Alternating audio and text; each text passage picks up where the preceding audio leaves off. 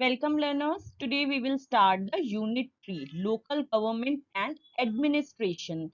Unit 3 का Chapter 5 is Panchayati Raj. Local Government के बारे में अब हम पढ़ेंगे कि लोकल गवर्नमेंट जब रूरल एरियाज में वर्क करती है तो वो किस तरह से उसकी वर्किंग रहती है. तो लेट्स स्टार्ट. आज के इस चैप्टर में हम पढ़ने क्या वाले हैं. अभी हमने लास्ट चैप्टर में पढ़ा था कि डेमोक्रेसी में कैसे गवर्नमेंट को सेलेक्ट किया जाता है, कैसे हम अपने रिप्रेजेंटेटिव्स को चूज करते हैं. अब इस चैप्टर में हम पढ़ेंगे what happens when people elect their representatives. जब आप अपना रिप्रेजेंटेटिव इलेक्ट कर लेते हैं, चुन लेते हैं, उसके बाद क्या होता है, किस तरह से डिसीजंस लिए जाते हैं, और ये सारा वर्क जब रूरल एरियाज में होता है तो कैसे होता है. रूरल एरियाज में जब हम बात करेंगे तो हम बात करेंगे आज ग्राम सभा के बारे में और लेवल्स ऑफ पंचायत. पंचायत कितने लेवल्स पर किस तरह से वर्क करती है. तो चैप्टर स्टार्ट करने से पहले हमें पता होना चाहिए कि ग्राम सभा क्या होती है. अब जैसे ग्राम सभा, आपको नाम से ही पता चल रहा है, ग्राम मीन्स होता है विलेज यानी गांव, और सभा होती है मीटिंग. तो जब कोई मीटिंग जिसमें गांव के उस एरिया के सारे एडल्ट्स यानी कि जो भी कोई 18 ईयर्स से ज्यादा की एज वाले हैं वो सब उस मीटिंग को अटेंड करते हैं, उसमें पार्टिसिपेट करते हैं और वहां पर अपने अपने सजेशंस देते हैं, तो उस मीटिंग को कहा जाता है Gram Sabha. It is a meeting where people directly participate and seek answers from their elected representatives. अब जिसको आपने चुन करके भेजा है, वहां पर इलेक्ट करके भेजा है, आप डायरेक्टली वहां पर बैठकर उनसे सवाल जवाब कर सकते हैं, उनके एक्शंस का आप जवाब ले सकते हैं, या अपना कोई सजेशन देना चाहें या अपना कोई काम आप चाहते हैं जो आपके गांव में होना चाहिए, तो आप अपनी रिप्रेजेंटेटिव को डायरेक्टली वहां ग्राम सभा में बैठकर बोल सकते हैं. ये एक मीटिंग होती है जहां सारे एडल्ट्स जो कि उस पंचायत एरिया में कवर्ड हैं, वहां पर सारे एडल्ट्स मिलकर जो भी 18 ईयर्स से ज्यादा के हैं वो सब मीटिंग को कंडक्ट करते हैं. दैट इज कॉल्ड ग्राम सभा. तो चैप्टर की स्टार्टिंग होती है एक ग्राम सभा से हरदास नाम के एक गांव में. हरदास गांव में आज सब बहुत बिजी हैं और जल्दी जल्दी अपना काम खत्म करके सब दौड़ रहे हैं.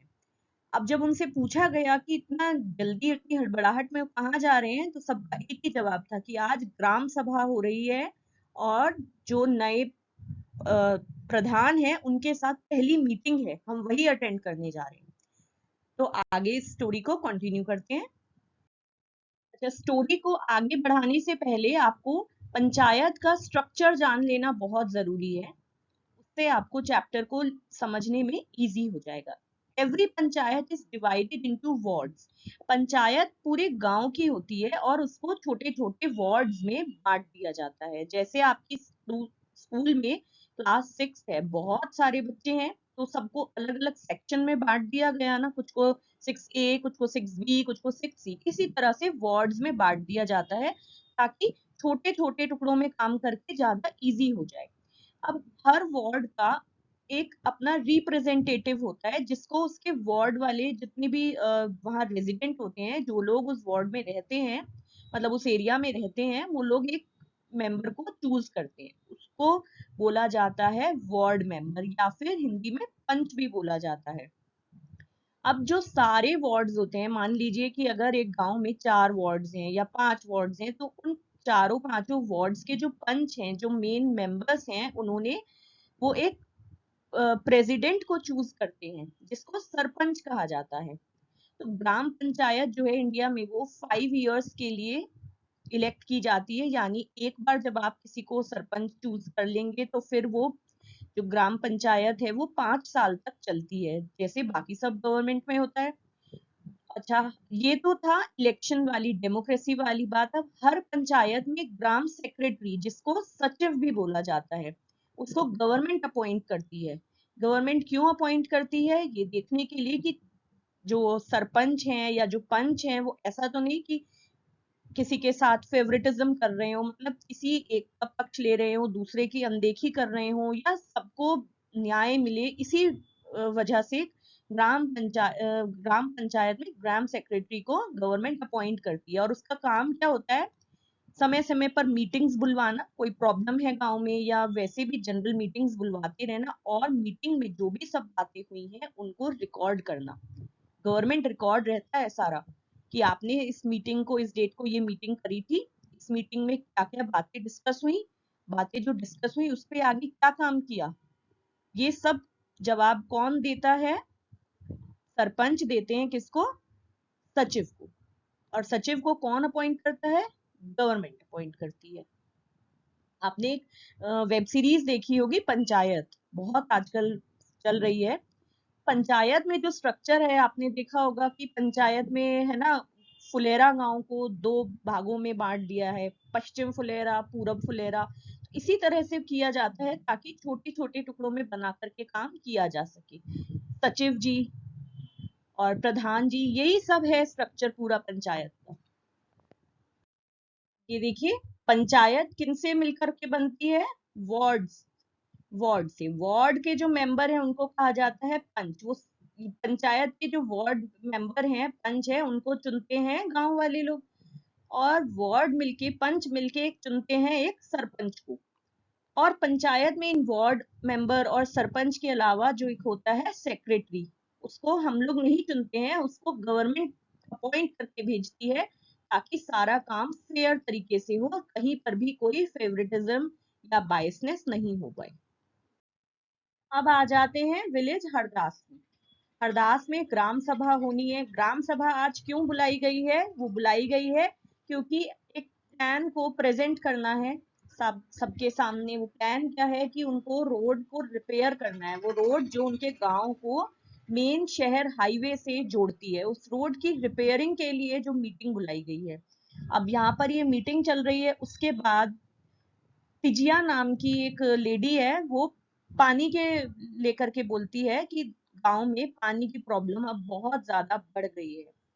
क्यों बढ़ गई है? क्योंकि जो पानी है, नलों में जो टैप्स में पानी आता है, वो अब आना बंद हो गया है। और जो वुमेन है, औरतें हैं, उनको अब कई कई किलोमीटर दूर जा करके नदी से पानी लेके आना पड़ता है, सुरु नदी से जाके। क्योंकि जो ड्रिलिंग हुई थी नीचे पाइप में, वहां तक पानी सारा खत्म हो चुका है। तो पानी की शॉर्टेज की जो प्रॉब्लम है वो कौन सॉर्ट आउट करेगा? वहां पे जो पंचायत है उसी के आगे ये मुद्दा रखा जाएगा, तभी इसका कोई सॉल्यूशन मिलेगा। ये देखिए, ये एक सीन है जो एक एक्चुअल पंचायत जो होती है, रियल में पंचायत देखिए कैसे कंडक्ट की जाती है। इधर सरपंच और पंच यानी वार्ड मेंबर्स हैं, और ग्राम सेक्रेटरी, सचिव जी, और ये सारी पब्लिक जो अपनी प्रॉब्लम्स को डिस्कस करने और क्या काम गांव में किया जा रहा है या क्या काम किया जाएगा, उन सब की जानकारी लेने के लिए आए हैं। ये देखिए, सब लेडीज और ये सब वहां के मैन बैठे हैं। तो हरदास में जो ग्राम सभा जब स्टार्ट हुई थी, तो तिडिया नाम की एक लेडी ने वाटर की शॉर्टेज की प्रॉब्लम को स्टार्ट किया डिस्कस करना। उसके बाद वहां पर एक और नया टॉपिक उठा, जो था finalisation of list of people below poverty line, यानी गरीबी रेखा के नीचे जितने लोग हैं उस गांव में, उनकी एक फाइनल लिस्ट को तैयार किया जाना था। तो अब आगे इसके बारे में हम डिटेल में पढ़ते हैं। सिजिया ने बताया कि जैसे गांव में पानी नहीं आ रहा है तो कितनी प्रॉब्लम होती है। जो वहां की वुमेन है, उनको 3 किलोमीटर पैदल चलकर जाना पड़ता है पहले, और फिर वो पानी को लेकर अपने सर पर आती हैं। तो बहुत प्रॉब्लम्स हो रही हैं उनको। सत्यजिया ने बताया कि जो हैंडपंप्स हैं, जो नल हैं, वो सारे सूख गए हैं, और पानी जो है वो इतना नीचे जा चुका है कि अब वो पाइप से ऊपर खींच के आ नहीं पा रहा है। इसीलिए वहां पर इतनी ज्यादा पानी की प्रॉब्लम हो गई है। तो वहां ग्राम सभा में एक मेंबर ने सजेस्ट किया कि एक काम करते हैं, सुरु नदी से एक बड़ा पाइप लेके गांव में एक वाटर टैंक बना देते हैं। तो वो पाइप से जोड़ देंगे, पैसे करके हमारा जो टैंक है, पानी की टंकी, वो भर जाया करेगी। तो फिर किसी ने बोला ये तो बहुत महंगा आप जो है सुझाव दे रहे हैं, ऐसा तो नहीं हो सकता, क्योंकि जो पंचायत होती है उनके पास फंड्स और बजट भी लिमिटेड ही होता है। तभी जो है इसी तरह से बहस हो रही थी कि क्या करना चाहिए क्या नहीं करना चाहिए। तो वह ग्राम सभा का एक और मेंबर बैठा था, अनवर। अनवर ने सजेस्ट किया वाटरशेड डेवलपमेंट टेक्निक के बारे में, जो उसने अपने ब्रदर के विलेज में एक बार गया था महाराष्ट्र में, वहां देखा। उसने बताया कि वहां पे उनके विलेज में भी इसी तरह की बहुत शॉर्टेज हुई थी। तो उन्होंने क्या किया, पहले तो बहुत सारे पेड़ लगाए नदी किनारे और हर जगह खाली जगह पे। तो जब बारिश आएगी तो पानी भी अपने आप ग्राउंड में चला जाएगा, ग्राउंड वाटर लेवल बढ़ जाएगा। और उसके बाद वाटरशेड डेवलपमेंट एक नई टेक्निक है, जिसको करने के लिए गवर्नमेंट जो है पैसे भी देती है, इसको स्टार्ट करने के लिए अपने गांव में। तो ग्राम पंचायत ने ऑर्डर दिया कि इसके बारे में ज्यादा जानकारी इकट्ठी करें, वाटरशेड डेवलपमेंट के तरीके के बारे में, और अगली जो ग्राम सभा होगी तब हम इसके बारे में और डिस्कस करेंगे।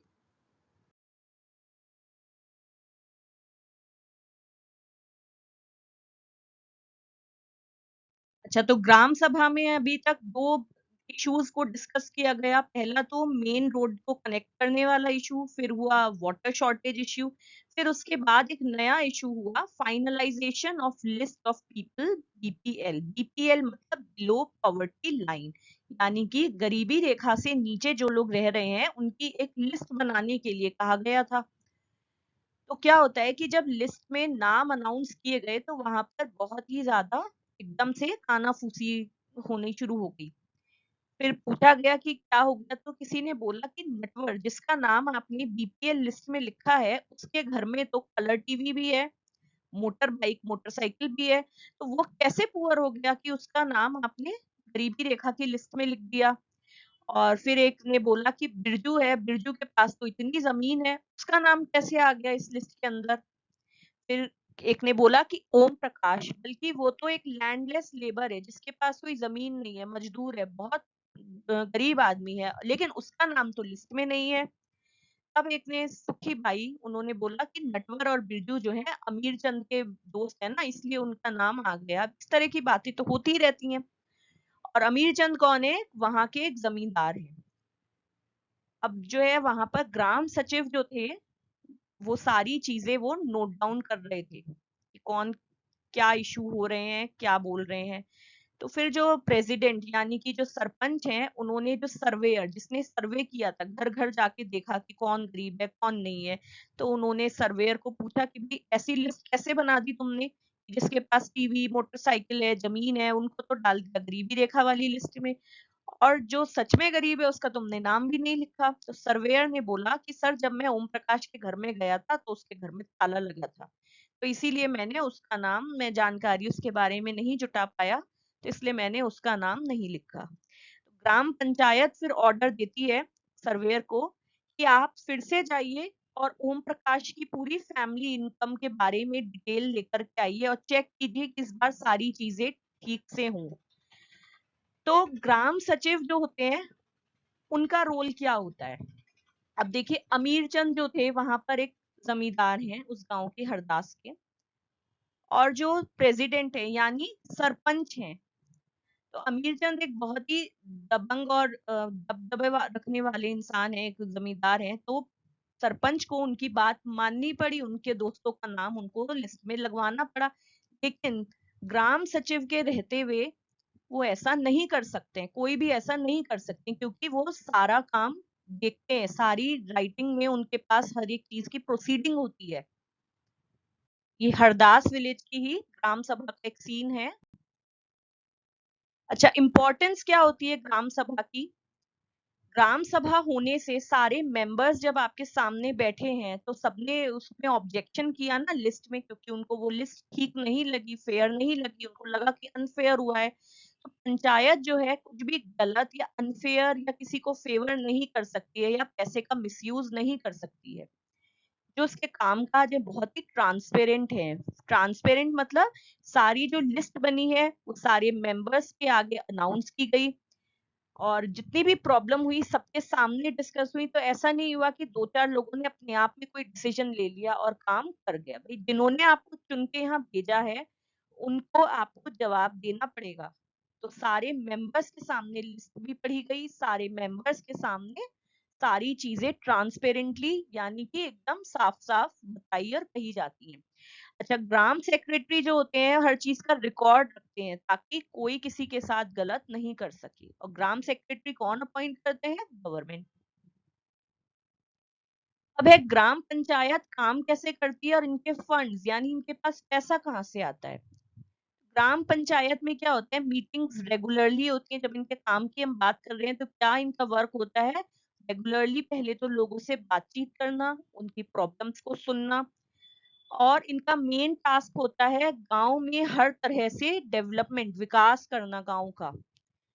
और ये जो सारा वर्क है ये ग्राम सभा से अप्रूव होना चाहिए। ग्राम सभा से अप्रूव मतलब ग्राम सभा क्या है, सारे गांव के जो एडल्ट मेंबर्स हैं उन सब की मीटिंग होती है। तो ग्राम सभा से अप्रूव मतलब जब तक सारे लोग सहमत नहीं हो जाए तब तक आप वो डिसीजन नहीं ले सकते। अब जैसे आपने लिस्ट वाले केस में देखा कि कानाफूसी शुरू हो गई, आपस में लोग बोलने लग गए, क्यों? क्योंकि वो सेटिस्फाइड नहीं थे, उनको लग रहा था कि ये सही नहीं हुआ है, अप्रूवल उनका नहीं था। फिर जब उन्होंने अपनी प्रॉब्लम्स बताई कि ये ऐसे गलत हुआ है, तो जब उनका अप्रूवल हो जाएगा तभी जाके आप कोई काम कर सकते हैं। उन्होंने बोला ओम प्रकाश का नाम होना चाहिए क्योंकि वो सच में पुअर है। तो अब ग्राम पंचायत ने ऑर्डर दिया कि जाके डिटेल में चेक करो ऐसा है या नहीं है। तो जब तक ग्राम सभा आपको कोई चीज करने के लिए हाँ नहीं बोल देती है, सारे लोग नहीं एग्री करते हैं, आप काम नहीं कर सकते हो।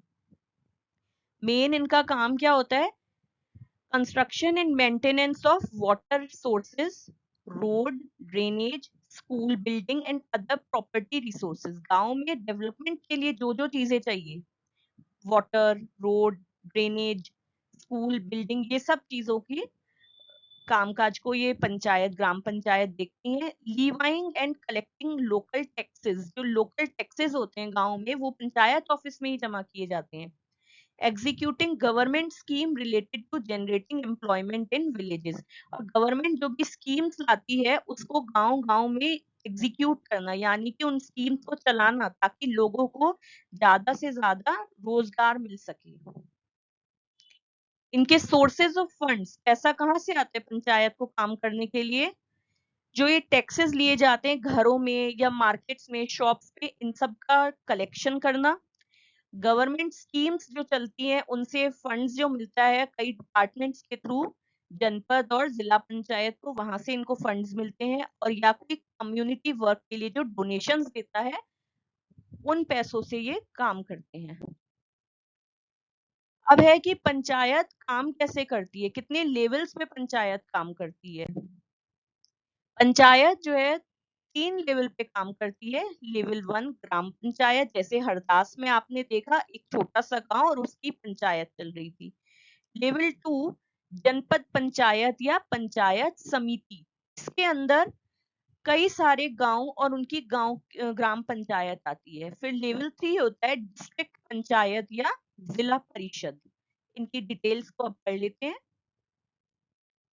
लेवल 1 ग्राम पंचायत, ये देखिए एक ही गांव की पंचायत है ये केवल। First level, first year of democratic government, panch और सरपंच जो है वो आंसरेबल है ग्राम सभा को, बिकॉज मेंबर्स ऑफ ग्राम सभा इलेक्ट देम।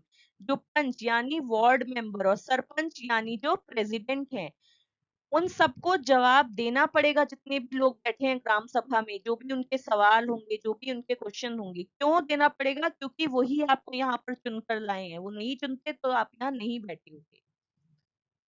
लेवल 2 जनपद पंचायत या पंचायत समिति, इसके अंदर बहुत सारी ग्राम पंचायत होती हैं। ये ब्लॉक लेवल पर काम करता है, और जो तहसील के जो गांव होते हैं उनको जब एक साथ बोलते हैं इसको डेवलपमेंट ब्लॉक बोला जाता है, और इसको पंचायत ऑफ पंचायत कहा जाता है, यानी पंचायतों की पंचायत। हर स्टेट में इसका अलग अलग नाम होता है, जैसे केरला में इसको ब्लॉक पंचायत बोलते हैं, किसी और स्टेट में इसको पंचायत समिति बोलते हैं, कहीं पे इसको मंडल परिषद बोलते हैं। और इसका जो काम होता है वो उस एरिया में सर्विसेज जैसे साफ सफाई, हेल्थ केयर, एजुकेशन, ये सब सर्विसेज देने का इसका काम होता है। लेवल 3 आता है आपका डिस्ट्रिक्ट पंचायत या जिला परिषद। जैसे नाम से ही पता चल रहा है डिस्ट्रिक्ट या जिला, तो यानी कि ये गांव से और ब्लॉक से ऊपर होती है। इसमें जो भी डेवलपमेंट होती है उनकी प्लानिंग डिस्ट्रिक्ट लेवल पर की जाती है, यानी पूरे जिले के हर गांव में वो प्लानिंग चलेगी। वो सारी प्लानिंग डिस्ट्रिक्ट पंचायत में की जाती है। और with the help of panchayat samiti it regulates money distribution among all gram panchayat. यानी कि यहाँ पे जो फंड्स आते हैं डिस्ट्रिक्ट में गवर्नमेंट के पास से, पंचायत समिति यानी ये तो ब्लॉक वाइज पैसा डिस्ट्रीब्यूट कर देती हैं सारी ग्राम पंचायत के लिए। अब फिर लेवल 2 वाली जो पंचायत होती है, पंचायत समिति, वो सारे फंड्स देती है अपने एरिया की ग्राम पंचायत को कि कौन से गांव की पंचायत को कितना फंड जाएगा, वो डिसाइड करती है पंचायत समिति। और पंचायत समिति ये फंड्स रेगुलेट करने में हेल्प करती है डिस्ट्रिक्ट पंचायत की, क्योंकि जो फंड्स आते हैं वो डिस्ट्रिक्ट में आते हैं। हर स्टेट की, कंट्री का हर स्टेट के अपने लॉज हैं पंचायत को लेके, लेकिन जो सारे लॉज हैं वो विद रिगार्ड टू कॉन्स्टिट्यूशन ही होते हैं। कॉन्स्टिट्यूशन से अलग जाकर, कॉन्स्टिट्यूशन से बाहर जाकर कोई भी स्टेट या कोई भी पंचायत इस कंट्री में कोई लॉ ना बना सकता है ना चला सकता है। और सारे ही स्टेट के सारे ही लॉज का एक ही मेन एम है, एक ही आइडिया है, वो क्या है, ताकि लोगों को ज्यादा से ज्यादा पार्टिसिपेट कर सकवा सके और उनकी आवाज को उठा सके। आवाज को उठाना मतलब जो उनको जरूरत है, जो उनकी डिमांड्स हैं या जो उनकी रिक्वायरमेंट्स हैं, वो अपनी बात कैसे पहुंचाएंगे, सीधे गवर्नमेंट तक तो नहीं पहुंचा सकते। एक रूट होता है, उसके थ्रू ही वो अपनी वॉइस को रेज कर सकते हैं। तो that's all in the video. अगर वीडियो अच्छा लगा हो तो प्लीज चैनल को लाइक शेयर एंड सब्सक्राइब जरूर करें। Thank you.